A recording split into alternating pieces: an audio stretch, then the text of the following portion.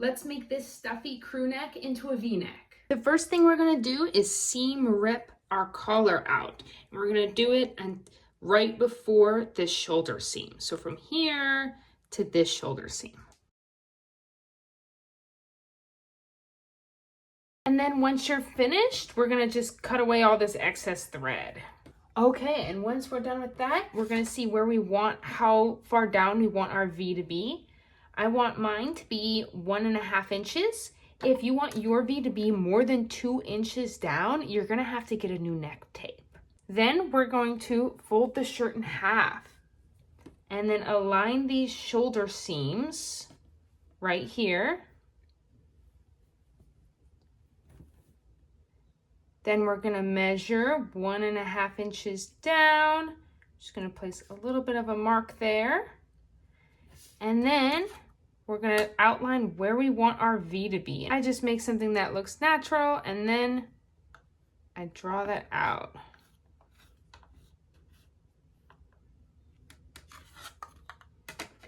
And then I'm gonna cut right along this line. Now that we have our V, we're gonna pull the shirt out and then we can see around what it'll look like. And then you're gonna go in the middle of here and cut it in half. My phone died right as I recorded that, so there you go. Afterwards, we're going to fold this over and we're going to pin our new neckline.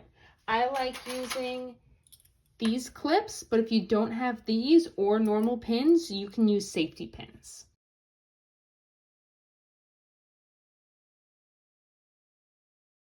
Okay, and when you pin in the center here, make sure to leave a little bit extra.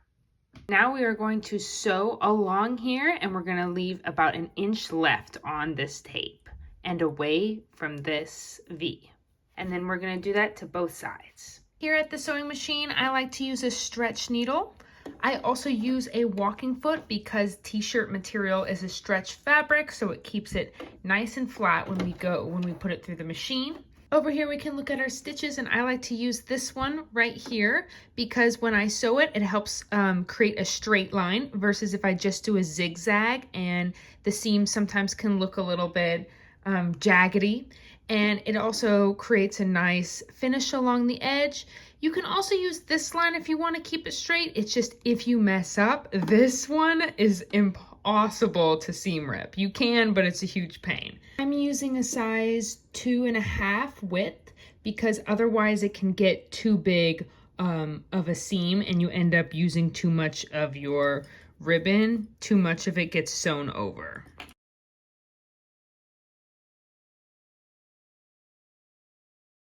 We're leaving about 1 inch, and then I'm going to sew the other side the same way.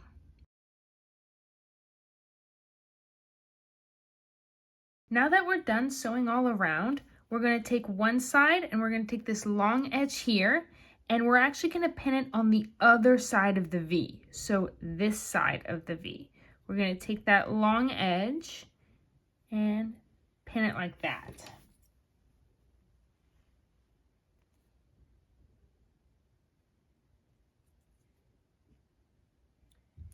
Okay, and then we're going to sew this side, starting and ending with a back stitch.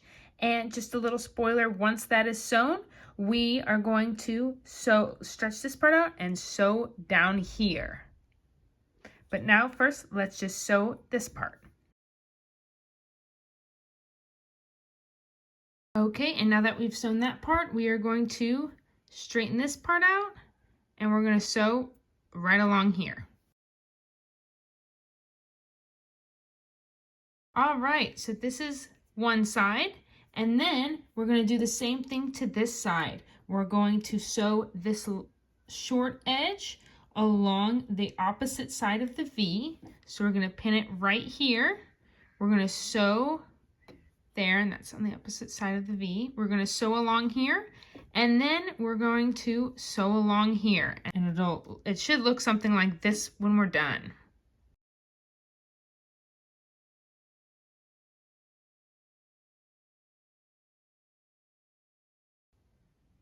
Okay, and this is the finished shirt. So let me know if you guys have any questions about this tutorial or if you'd like to see anything in the future.